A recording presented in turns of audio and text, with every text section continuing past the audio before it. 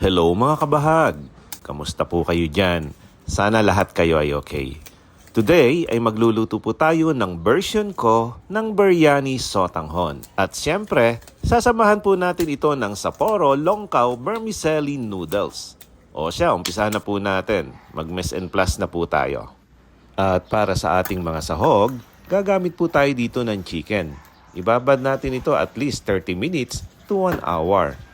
At para sa mga ingredients, maglalagay po tayo dito ng iodized salt, garam masala, all-purpose seasoning. Grabe sobrang dami talagang ingredients ng dish na ito.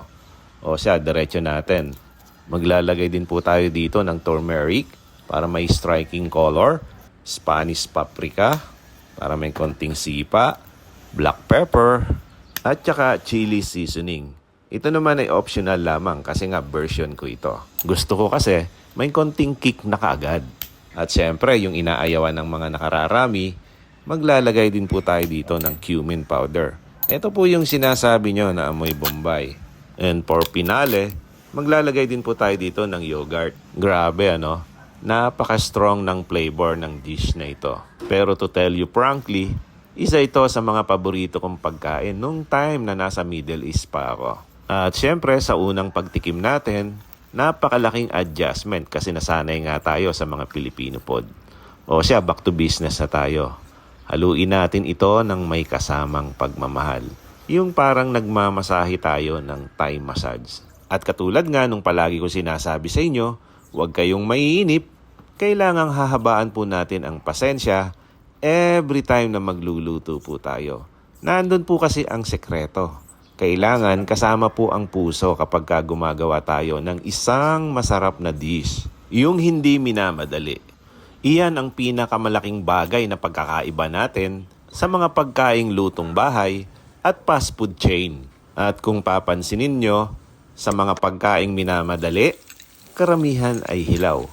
Maluto man ito, wala doon yung puso na tinatawag natin. O siya, tama na ang kwento. Back to business na po muna tayo. Gumawa ako dito ng fried onion. Igagarnish natin ito mamaya kapag naluto na yung ating biryani sotanghon. At kung mapapansin nyo, yung mantika na ginamit natin for fried onion, ito po ang gagamitin natin para pang saute dito sa garlic and onion. Ginagawa ko ito para mas lalong sumarap yung dish na lulutuin natin. Yung oil kasi niyan may lasa at amoy na kaagad na galing sa onion. O siya, eto at isosutay na natin itong chicken na binabad natin kanina. And for additional seasoning, naglagay din po tayo dito ng fish sauce. Nag-add din tayo dito ng pepper powder. Grabe So many spices. Ganito po yata talaga kapag mga Persian food. By nature, mahihilig po kasi talaga sila sa spices. O baka naman may magtanong dyan kung bakit ko tinawag na Persian food itong biryani recipe. Gusto nyo bang malaman ang kwento kung saan nagmula ang biryani recipe? Ating alamin. Let's dig deeper. The origins of biryani can be traced back to ancient Persia. In modern day, ito na po yung Iran. Biryani is a dish that originated in Persia and evolved in India. So ayan, maliwanag na ngayon At katulad din po nung ginagawa ko ngayon na nagluluto po ako ng biryani sotanghon, ito po ay version ko at nilagyan ko ng twist. At syempre, sinamahan ko ito ng Sapporo Longkaw Vermicelli Glass Noodles.